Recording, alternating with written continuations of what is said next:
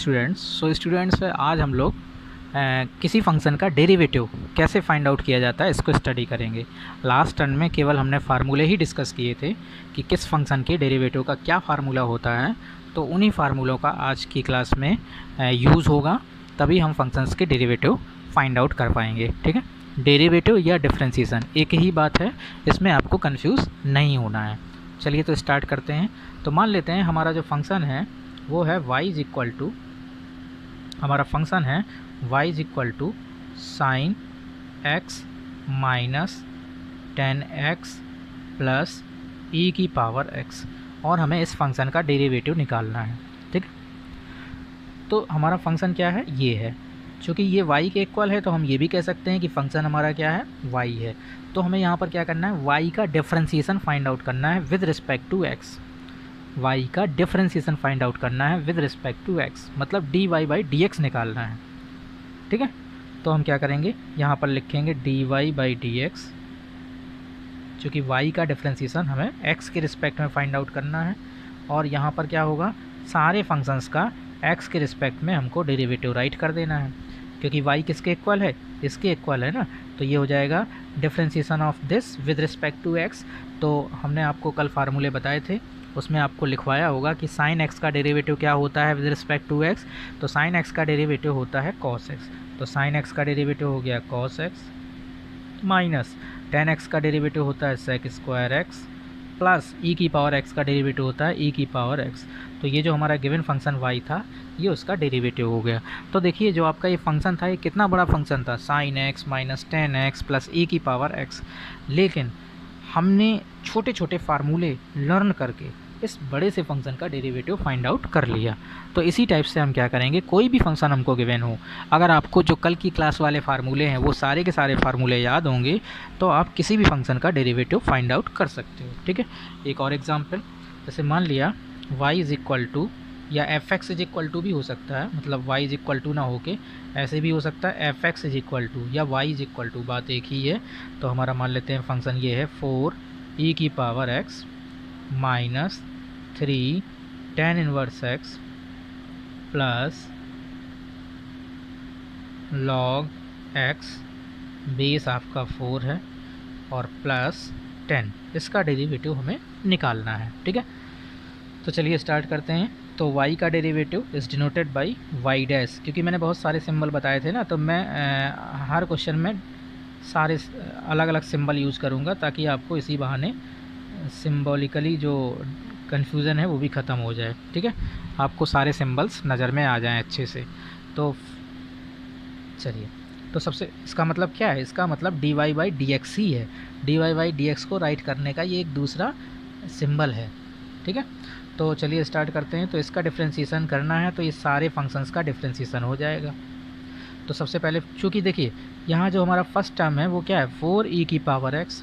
तो 4 e की power x में क्या है, 4 कांस्टेंट है, e की पावर x हमारा फंक्शन है, वेरिएबल है। तो जब भी कांस्टेंट इनटू फंक्शन हो तो मैंने आपको बताया था उसका डेरिवेटिव फाइंड करने के लिए क्या करेंगे, कांस्टेंट को तो हम एज इट इज़ लिखेंगे, जो कांस्टेंट होगा उसको तो हम ज्यों का त्यों उतार देंगे, राइट कर देंगे, और जो फंक्शन होगा उसको डिफरेंशिएट कर देंगे। फिर से सुनिए, जब भी आपका कांस्टेंट इनटू फंक्शन इसका डेरिवेटिव आपको निकालना हो तो आप क्या करोगे, कांस्टेंट को तो एज इट इज़ लिख दोगे, मतलब उसको आपको टच नहीं करना, और जो उसमें फंक्शनल वाला पार्ट होगा उसको आपको डिफरेंशिएट कर देना है। तो यहाँ पर क्या होगा, 4 तो हमारा एज इट इज़ रहेगा और e की पावर x का डेरिवेटिव e की पावर x माइनस, फिर यहाँ पर 3 तो कांस्टेंट है तो 3 ऐसे ही रहेगा, tan इनवर्स x का derivative 1/1 plus x square plus log x base 4, इसका derivative 1/x log e base 4 plus 10 हमारा क्या है, ये प्योर कांस्टेंट है, ये क्या है, प्योर कांस्टेंट है। तो जब भी प्योर कांस्टेंट हो तो उसका डेरिवेटिव 0 होता है, जब प्योर कांस्टेंट होगा तो उसका डेरिवेटिव क्या होगा, 0। तो ये आपका गिवन फंक्शन का डेरिवेटिव आ गया। ठीक है, समझ आया कि नहीं।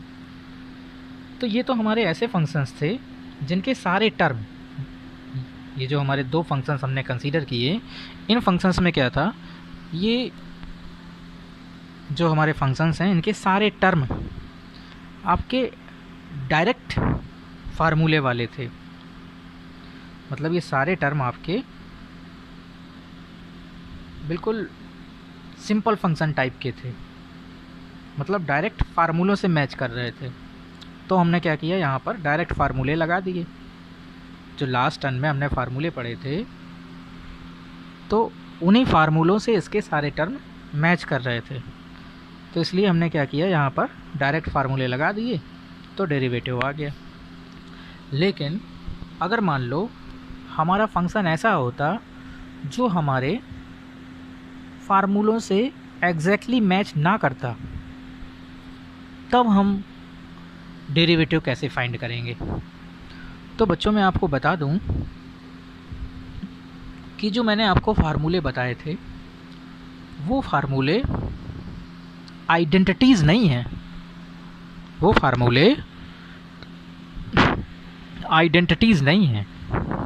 जैसे साइन एक्स का डेरिवेटिव कॉस एक्स होता है, तो अगर साइन एक्स का डेरिवेटिव मैंने आपको कॉस एक्स बताया था तो साइन एक्स का ही डेरिवेटिव कॉस होगा। लेकिन अगर साइन 3x हो जाए तो फिर आप कॉस 3x मत लिख देना, मतलब थोड़ा सा चेंज हो गया ना। साइन एक्स का डेरिवेटिव तो कॉस एक्स है, लेकिन अगर साइन में थोड़ा चेंज हो जाए जैसे साइन 3x, तो फिर इसका डेरिवेटिव कॉस 3x नहीं होगा। तो फिर हम इसका डेरिवेटिव ऐसे नहीं करेंगे, क्योंकि वो आइडेंटिटीज़ थोड़ा ना है कि x कुछ भी बना रहे आप वही वाले फार्मूले लगा दो। क्योंकि आइडेंटिटीज़ में क्या होता है, x कुछ भी हो वो फार्मूला हम लगा सकते हैं। लेकिन चूंकि ये जो मैंने आपको फार्मूले लिखवाए हैं ये आइडेंटिटीज़ नहीं हैं, ये केवल तभी वैलिड हैं जब हमारा x हो, जब वेरिएबल x हो तभी वैलिड है। x के अलावा अगर कुछ वेरिएबल हो जाएगा तो हम कैसे डिफ्रेंशिएट करेंगे। फॉर एग्ज़ाम्पल मान लिया हमारा जो फंक्शन है वो इस टाइप से है, साइन 4x। अब इसका डेरिवेटिव हम कैसे निकालेंगे। साइन x होता तो उसका डेरिवेटिव कॉस x हो जाता, क्योंकि ये तो मैंने आपको फार्मूला ही बताया था। लेकिन वो फार्मूला जो है आइडेंटिटी थोड़ा ना है, वो तो साइन x के लिए ट्रू है। अब यहाँ तो साइन 4x है, तो अब हम क्या करें, अब हम कैसे डेरिवेटिव फाइंड करें। तो हम करते क्या हैं, इसको कुछ मान लेते हैं y, ठीक है। अब अगर यहाँ पर केवल x होता, अगर यहाँ पर केवल x होता तो हमें कोई दिक्कत ना होती। भाई साइन x का डेरिवेटिव तो हमें पता ही है कॉस x, वो तो मैंने आपको राइट करवाया ही था, है ना। तो हम करते क्या हैं कि थोड़ी देर के लिए 4x को सपोज कर लेते हैं कुछ t, 4x को हम क्या मान लेते हैं t। तो अगर हमने 4x को t मान लिया तो अब ये हो जाएगा y is equal to sine 4x को t माना है तो y is equal to sine t। तो अब ये आपका उसी टाइप का हो गया, जैसे साइन x होता है वैसे ही साइन t। अब तो ये उसी टाइप का हो गया भाई, x sine t sine u ये होगा तो चलेगा। लेकिन वहाँ तो 4x हो गया था ना, इसीलिए हमको दिक्कत हो रही थी, ठीक है। तो अब हम डिफ्रेंशिएट करें, किसके रिस्पेक्ट में डिफ्रेंशिएट करना है, x के रिस्पेक्ट में। तो जब हम x के रिस्पेक्ट में डिफ्रेंशिएट करेंगे तो y का डिफ्रेंशिएशन तो 1 होगा, y का डिफ्रेंशिएशन x के रिस्पेक्ट में क्या हो जाएगा, 1 हो जाएगा। ये बात आपके समझ में नहीं आई होगी भाई, मैंने आपको बताया है x की पावर n का डिफ्रेंशिएशन क्या होता है, होता है n x की पावर n माइनस 1, होता है कि नहीं। x की पावर n का डिफ्रेंशिएशन x के रिस्पेक्ट में होता है n x की पावर n माइनस 1। तो सिमिलरली y की पावर 1 का डिफ्रेंशिएशन क्या होगा x के रिस्पेक्ट में, तो n यहाँ पर क्या है 1 ही तो है, y की पावर n माइनस 1 मतलब 1 माइनस 1। अब चूंकि यहाँ x के रिस्पेक्ट में है तो फंक्शन तो हमारा y का है। पिछले केस में क्या था कि फंक्शन भी x में था और डिफ्रेंशिएशन भी x के रिस्पेक्ट में करना था, लेकिन यहाँ पर थोड़ा अंतर है, फंक्शन हमारा y में है और डिफ्रेंशिएशन हमें अभी भी x के रिस्पेक्ट में करना है। तो ये हमारा y की पावर 0 आएगा कि नहीं? लेकिन चूंकि हम x के रिस्पेक्ट में कर रहे हैं तो इसलिए dy/dx भी आएगा। ये बात इसमें इम्पॉर्टेंट है। तो y की पावर 0 क्या हो गया? 1 इंटू dy/dx। अभी आपके समझ में नहीं आया होगा, एक एग्जाम्पल और। जैसे मान लिया अगर मैं आपसे कहूँ कि एक्स स्क्वायर का डिफरेंशिएशन बताओ विद रिस्पेक्ट टू एक्स, तो एक्स स्क्वायर का differentiation with respect to X हो जाएगा 2x, बिल्कुल सही। लेकिन अगर मान लो वाई स्क्वायर है और हम कहें वाई स्क्वायर का डिफरेंशिएशन बताओ विद रिस्पेक्ट टू एक्स, तो इसका डिफरेंशिएशन होगा 2y इंटू dy/dx। मतलब फंक्शन y का है लेकिन x के रिस्पेक्ट में कर रहे हैं तो डिफरेंशियल कोफिशिएंट dy/dx भी आएगा। जैसे मान लिया u क्यूब का डिफरेंशिएशन करना है विद रिस्पेक्ट टू x, तो इसका डिफरेंशिएशन हो जाएगा 3u स्क्वायर, और चूंकि x के रिस्पेक्ट में कर रहे हैं फंक्शन u का है तो du/dx भी आएगा। ठीक है, तो यहाँ पर भी हमको चूंकि हम x के रिस्पेक्ट में डिफरेंशिएशन फाइंड आउट कर रहे हैं, क्योंकि हमें तो dy/dx निकालना है ना अल्टीमेटली, तो हम किसके रिस्पेक्ट में कर रहे हैं? dy मतलब x के रिस्पेक्ट में कर रहे हैं, तो y का डिफरेंशिएशन वैसे तो 1 होगा, लेकिन फंक्शन y का है और हमें डिफरेंशिएशन करना है x के रिस्पेक्ट में, तो इसलिए dy/dx भी आएगा is equal to sine t का differentiation with respect to x, तो ये हो जाएगा cos t, और चूंकि x के रिस्पेक्ट में कर रहे हैं फंक्शन t का है तो dt/dx भी आएगा। तो ये हो जाएगा आपका dy/dx is equal to cos t की वैल्यू रख दो आप, t क्या था आपका 4x into d/dx of t क्या है हमारा 4x है। ठीक है, सो ये आ जाएगा dy/dx is equal to cos 4x into d/dx of 4x, तो ये 4 हो जाएगा। तो ये आपका फाइनली आंसर हो गया। तो इस आंसर से आपको समझने की ज़रूरत है, इसको बोलते हैं हम लोग चेन रूल। मतलब आपका अगर फंक्शन जो फार्मूले आपको याद हैं उनसे डिक्टो मैच नहीं करता है, तो हम क्या करते हैं,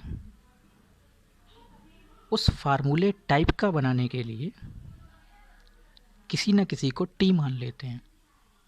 जिसको भी टी मानने से आपका वो फार्मूला बन रहा हो उसको हम टी मान लेते हैं, और फिर टी मानने के बाद फिर हम उसको एक्स के रिस्पेक्ट में डिफरेंशिएट कर देते हैं, और डिफरेंशिएट करने के बाद जहाँ जहाँ पर भी टी आया है टी की वैल्यू पुट कर देते हैं और हमारा आंसर आ जाता है।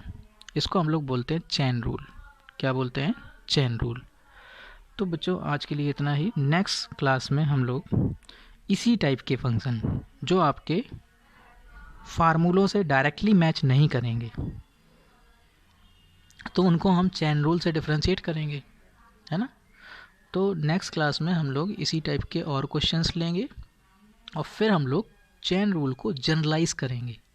मतलब ये जो मानने वाला प्रोसेस है, टी सपोज करने वाला प्रोसेस है, ये हम स्टार्टिंग में तो करेंगे, लेकिन जब आपको सारी बातें अच्छे से क्लियर हो जाएंगी तो फिर हम इस चीज़ को डायरेक्ट यूज़ करेंगे। क्या करेंगे? डायरेक्ट यूज़ करेंगे। ठीक है, सो थैंक यू।